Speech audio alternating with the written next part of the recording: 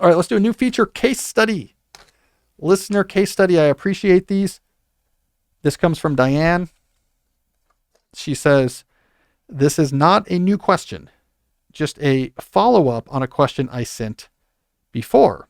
My question at the time was about the fact that I'm a writer who works at home and seem to be able to consistently do whatever I wanted first thing in the morning, but then having trouble ever moving on to the second thing I want to do due to the distractions of being at home while I worked. Well, update. Since then, I think I've solved the problem by renting a small office near my home. Now I'm exercising first thing, and then I go into the office just like a normal pre-COVID working person and get my writing done. So it's up to you whether you use my question or not, but I feel like I've solved it myself, and I feel good about that. So thank you for all your work. Great case study, Diane. Work from near home. WFNH. I think it's a very important trend. I've written about this in the New Yorker. Diane is an exemplar. There are lots of things we freely spend money on without even really thinking about it. But for some reason, we have this resistance about, I don't want to spend money on a workspace if I'm a remote worker, if I don't have to go to an office. I don't want to spend money on a workspace near my home because technically you don't need it.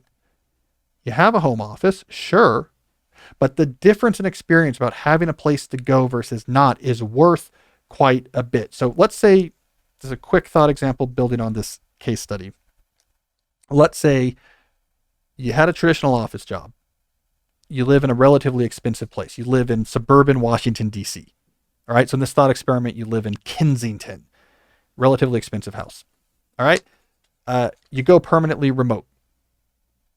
So you have a home office in your house in Kensington, but your dogs are there and your kids come home from school and whatever, right? Like it's distracting. Your laundry is there. The TV is always playing and you find yourself really distracted.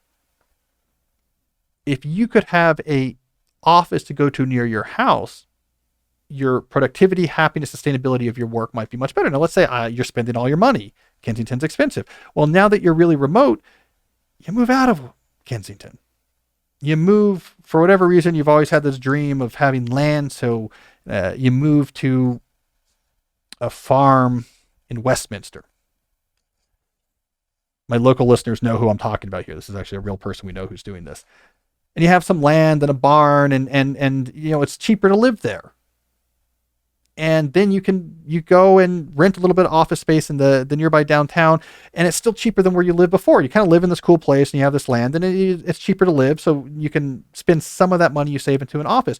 That's what you should do, because you know what? If you can go to that office to work, that work's going to be much more effective. You'll have much clearer separation between work and home. What a great investment in your money. So what I'm trying to say here is what Diane did is great.